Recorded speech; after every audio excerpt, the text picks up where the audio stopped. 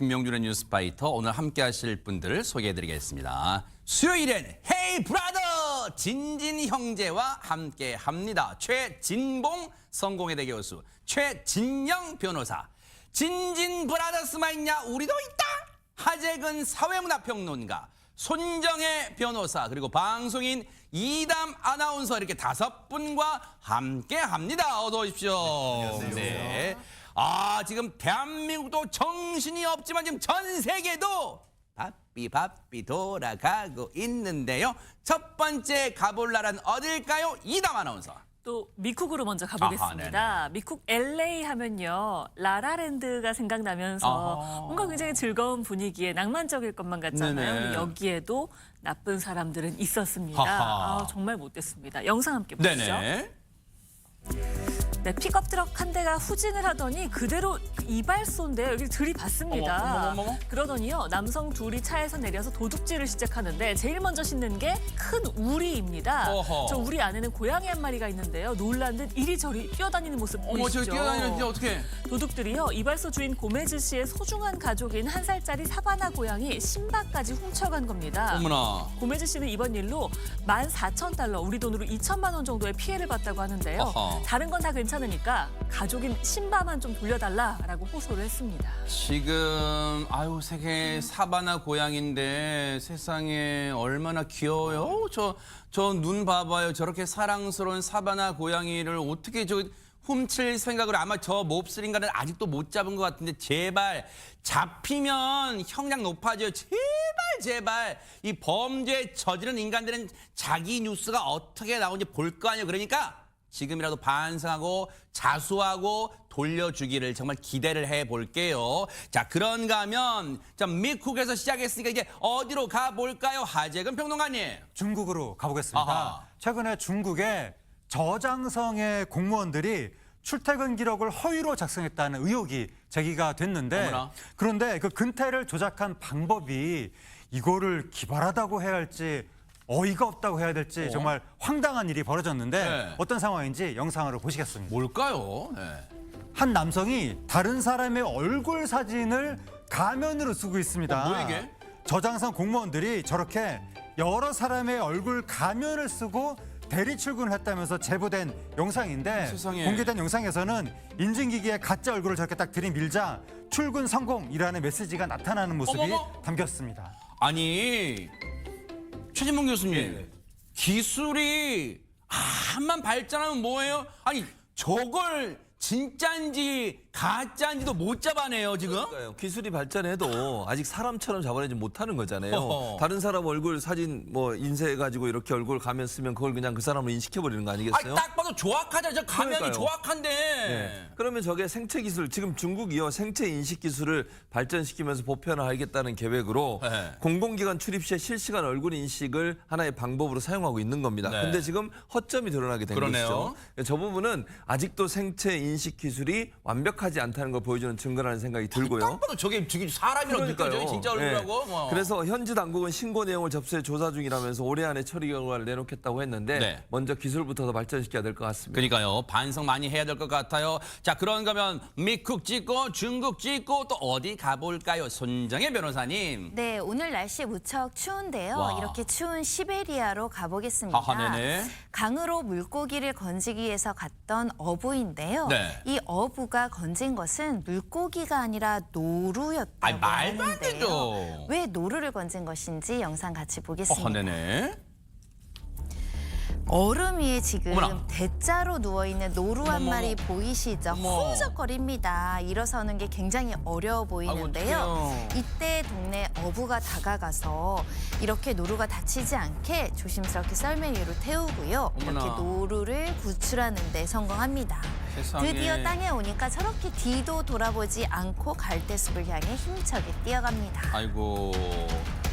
물론 이제 마지막에 최진영 변호사님 어부가 그랬을 수는 있어요. 아이고 이 녀석은 감사 인사는 하고 가야지 뭐 그랬을 수는 있겠습니다만, 근데 어쨌든 저 노루 입장에서는 어부가 얼마나 반가웠을까요, 진짜. 그렇습니다. 이 어부는 주업은 어부인데 부업은 노루 구조 전문가 아닌가 야, 하는 그러네요. 생각인데요. 네. 사실 이것에 대해서 언론 인터뷰를 했을 때 네네. 속으로는 지금 굉장히 대담하게 가는 것 같지만 속으로는 혹시 노룩한테 꽉 물리지 않을까 아하. 굉장히 걱정했다고 하고 네네. 떨렸다고 하는데요. 그런 일은 다행히 일어나지 않았다라고 하는데 네. 사실 이분이 이게 첫 번째 케이스가 아니고 어머나. 이미 구한 노루만 해도 수십 마리라고 합니다. 그래요? 아마 잡은 그 물고기 숫자보다 뭐 적지 않은 것 같은데 네. 물에 건지기 위해서 이렇게 했는데 알고 봤더니만 여기가 그 시베리아 춥지만 기온이 올라가면서 이게 막 녹고 그러다가 빠지는 케이스가 종종 있다라고 하는데요. 아마 저렇게 구조한 것도 있지만 또 이 어부의 따뜻한 손길이 닿지 못해서 안타깝게 유명을 달리한 녀석도 있지 않을까 싶은데요. 네. 이 어부의 따뜻한 마음이 이곳까지 전달되는 것 같습니다. 노루를 구한 저 어부가 노루를 구한 것만 해도 수십 마리라고 하니까 노루 출몰 지역 같은데 최진문 교수님 갑자기 그런 생각 들어요. 노루가 아까 당시에는 구조된 당시에는 뒤도 안 돌아보고 정말로 막 걸음아 나살려라고 이제 자유의 몸을 만끽했지만 아마 곰곰이 생각하고 자기 가족들한테 가서 엄마 아빠 나 이런 일이 있었어 인간이 나 구해줬다 그러면 언젠가 와서는 은혜 갚을 거예요. 그럴 가능성이 있다고 봐요. 왜냐하면 노루가 사실은 얼마나 경황이 없겠어요. 그러니까. 거기 자기가 이제 미끄러져 가지고 일어설 수 없는 상황이잖아요. 아까 뭐 철부덕 막 그러고 이렇게 있는데 세상에 구해줬잖아요. 또 그러니까 그리고 저 때는 네. 인간이 나를 해치러 온다고 그럴 수도 생각했을 있어요. 때잖아 진짜. 당연히 그럴 수 있어요. 네. 그래서 그런 마음에 경황이 없어서 먼저 갔을 것 같아요. 네. 물론 와서 사람에게 사람의 말로 할 수는 없지만 네. 그러나 뭔가 의미 있는 어떤 형태의 행동을 할 수 있잖아요. 그러니까요. 저는 충분히 그럴 가능성이 있다고 보여집니다. 네, 노루여서 노룩 도망을 했는 것 같아요. 그런데 어쨌든 나중에 은혜가 앞으로 꼭 올 거라고 생각됩니다. 자, 그런가 하면 또 어느 나라 가 볼까요? 이담 아나운서. 뉴질랜드로 한번 가보겠습니다. 오호, 네. 뉴질랜드에서 한 기업이요. 어떤 자전거를 개발했다고 하는데요. 이제 자전거를 그냥 뭐 이런 길에서만 타는 건 좀 지루한가 봅니다. 물에서 탈 수 있는 에이, 자전거를 개발했다고요. 설마 아시죠? 네. 설마가 사람 잡습니다. 어허! 물 위를 달리는 자전거 함께 보시죠. 말도 안 돼, 이게요? 허허, 네. 네. 자전거에 탄 채 발로 페달을 굴려서 어머. 앞으로 나아가는 이 여성. 그런데 땅이 아닌 정말 물을 달리고 있습니다. 어머.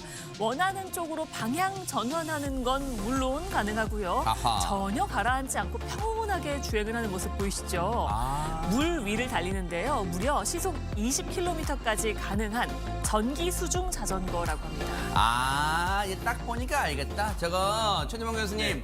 저 대형 세트장에 야트막한 데다가 물만 찰랑찰랑 채워놓고 그 위로 이렇게 지나가는 거잖아요. 저 수심 깊은 바다가 아니라. 바다 맞아요. 어머나? 네, 진짜 바다 맞고요. 네? 저렇게 달릴 수 있는 이유가 있습니다. 어머나. 지금 저기 일반 자전거인데 네. 구조는 일반 자전거인데 전기 모터를 달았고요. 어허. 또 하나는 탄소 섬유의 수중익을 결합한 자전거. 수중익이라는 게 뭐냐면 날개처럼 생긴 거예요. 앞에 보면 이렇게 물살을 가르면서 갈 수 있도록 날개처럼 돼 있는 부분이 있잖아요. 그걸 수중익이라고 그러거든요. 이게 네네. 탄소 섬유로 만들어져 있고요. 네. 이 수중익이 물의 균형을 잡아서 자전거가 물 위에 떠오른 상태에서 주행할 수 있는 것이 특징으로 돼 있고요. 어허. 페달을 밟으면 후방에 프로펠러가 달려 있어요. 그러니까 네. 프로펠러가 물속에서 돌아가니까 앞으로 전진할 수 있게 네. 되겠죠. 그래서 이걸 전기 모터와 함께 작동하게 해놔서 우리도 자전거 보면 전기 모터도 달려 있고 사람이 발로 달리는 것도 있잖아요. 네. 그렇게 겸용으로 사용할 수 있도록 되어 있고요. 네. 최대 시속은 20km까지 나온다고 합니다. 네. 물 위에 달릴 수 있고 페달 없이 모터만으로 움직이는 모드도 지원 가능하기 때문에 혹시 연세가 많으시거나 이런 분들도 사용 가능한 그런 아하. 특징을 갖고 있고요. 네. 정지하게 되면 하부 구조가 내려가고 차체가 떠오르면서 물 위에서 안정적으로 정지 상태를 유지할 수 있는 그런 기능까지도 가지고 있다고 합니다. 와. 그래서 전기 수중 자전거라고 불리는 이 자전거 네. 현재 모델별로 약 우리나라는 1,400만 원, 1,600만 원 정도에 판매가 되고 있는 상태라고 합니다. 근데요, 아까도 우리가 짚어봤지만요, 기술이 발전했지만 허점은 분명히 있을 수 있는 거예요. 세상에 100% 완벽이라는 건 있기가 불가능하잖아요. 어렵잖아요. 그러니까 저 전기 자전거, 전기 모터 자전거도 지금 보기에는 신박하고 기술이 발전해 보이지만 허점, 나중에 동력이 뭔가 이 구동이 안 돼서 가라앉을 수 있어요. 그렇다면 뭐냐? 반드시 구명조끼를 착용하고 저 자전거를 이용할 수 있도록 뭔가 제도를 좀 강화해야겠어요. 그래야지 사고를 예방할 수 있으니까요. 자, 오늘 세계 여행의 종착지는 어딜까요? 하재근 평론가님. 이번엔 아프리카 북부의 이집트로 가보겠습니다. 어허. 최근에 이집트에서 대박물관이 문을 열었다고 합니다. 어허, 네. 이제 그 소식을 듣고 사람들이 박물관으로 몰려들었는데 네. 그런데 작품을 보려다가 일부 관람객들이 물웅덩이에 풍덩 빠지는 사고가 잇따랐다고 합니다. 어떤 상황인지 영상으로 보시겠습니다. 네네. 휴대전화를 보면서 걸어가는 여성의 모습이 보이는데 검색지함을 밟는 순간에 풍덩 하고 물웅덩이에 빠지고 맙니다. 어머머머. 물웅덩이에 빠진 건 저 여성뿐만이 아닙니다. 바지가 홀딱 다 젖을 정도로 빠져서 어머머머. 주변 사람들의 도움을 받은 사람도 있는데 네네. 지난달 문을 연 박물관에서 이 같은 사고가 이어지고 있다고 합니다. 아니 근데 최진영 변호사님, 아이들이 이렇게 아장아장 걷다가 빠졌다면 100번 이해하는데 어른들, 다 큰 어른들이 저거 왜 빠지는 거예요? 사실 이게 굉장히 큰 어떻게 보면 박물관이고 그 가운데 이집트 파라오 중에 가장 위대하다는 한 명 중에 한 사람인 이게 그 람세스 2세의 8m가 되는 석상이 있다고 합니다. 그러니까 그거 보고 입이 떡 벌어지고 저 가다가 왼쪽 사진 그건가 봐요. 쑥 왼쪽 들어가는 사진에. 것이죠. 아마 저것 같은 경우에는 아마 굉장히 유명한 아마 소설 람세스도 읽어보셨을 텐데 네. 아부 신벨 궁전에 이게 크게 신전에 있던 그런 분인 것 같은데요. 네. 사람들이 그거 보고 이렇게 다가가다가 무심결에 떨어지는데 사실 지금 그 박물관 관계자 같은 경우에는 네. 저 유물도 보호해야 되다 보니까 가까이 가는 걸 막기 위하고 이런 동선 관리를 취지해서 이렇게 해놨는데 문제는 저기에 울타리도 없고 바닥하고 물 높이가 거의 비슷하다 보니까 저런 일이 자꾸 벌어진다라고 하는 것 네. 같은데요. 특히 지금 이게 그 지난달인가 아마 문 열었죠. 하루에 평균 2만 명 이상 방문한다고 합니다. 제가 확인해 봤더니만 이게 그 프랑스에 있는 르블르 박물관이 한 2만 명 평균 간다고 하니까 네. 어마어마하게 오는 건 아니겠습니까? 아하.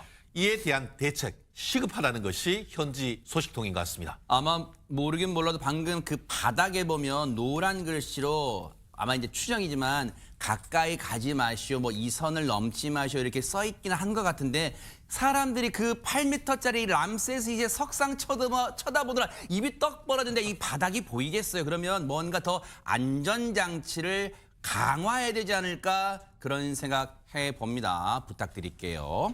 자, 지금 시각이 이제 6시 4분을 막 넘어섰습니다. 지금 여러분께서는 매일 오후 5시 50분에 방송되는 김명준의 뉴스파이터와 함께하고 계십니다. 김명준의 뉴스파이터 오늘 준비한 내용은 여기까지입니다. 함께해 주신 여러분 고맙습니다.